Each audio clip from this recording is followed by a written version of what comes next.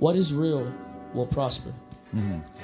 What you feel in the night, what you feel in the morning, what you feel midday, that you don't think, other people have the same thoughts. You feel alone in this thought, but other people have the same thoughts, and it breeds. And when you display this thought, it breeds a certain amount of comfort within people. Right. And people start to feel like, all right, this person understands me. This person is fucking cool. I know how it feels to be alone. I know how it feels to be around people and feel alone. Like, I'll be around a million people and I'll like still feel alone. Like, even sometimes, like, all right, like I'll go out even with my own friends, like my previous friends, and I just would feel alone. And I've just, like, you know, I'm in a position now where I was friends with a lot of people and I kind of felt abandoned. I've seen people choose material items over me. I've seen people choose status quo over me.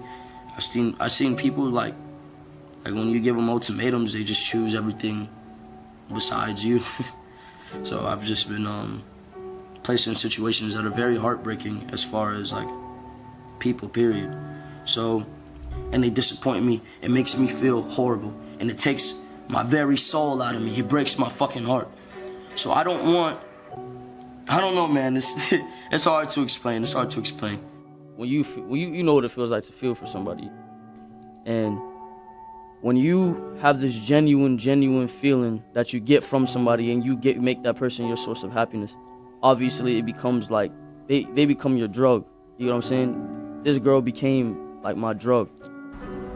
There's no way. It just sucks when it gets to a point to where there's no way to change what happened. There's no way for me to bring this girl back. There's no way for me to remotely.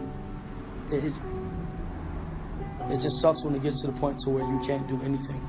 Whether people think they're alone, whether you're in a relationship, whether you're amongst 1,000 people, you are still alone, because your lies are not known by these other people. Your sins are not known by these other people. Until you confess your sins amongst another man or upon your God or even the devil or even what you believe in, nobody will completely know you. So no one will ever know if you're being honest. No one will ever know what you want them to know. No one will ever know what you want them to know, how you feel, you know? Right. So have you ever got, all right, it's like when a female goes and speaks to her nigga, and she's like, oh, and he asks what's wrong, and she's like, oh, nothing, you know? And then he's just like, all right, well, I tried, you feel me?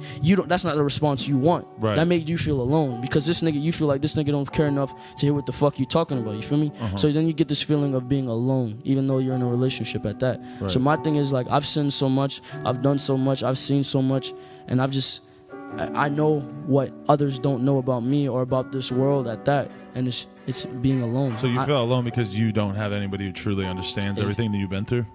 To some degree. Yeah. It's just, it's some things are unexplainable, you know? Some things I can't sit here and talk about because people would think I'm weird, or people would think like that I'm crazy, you feel me?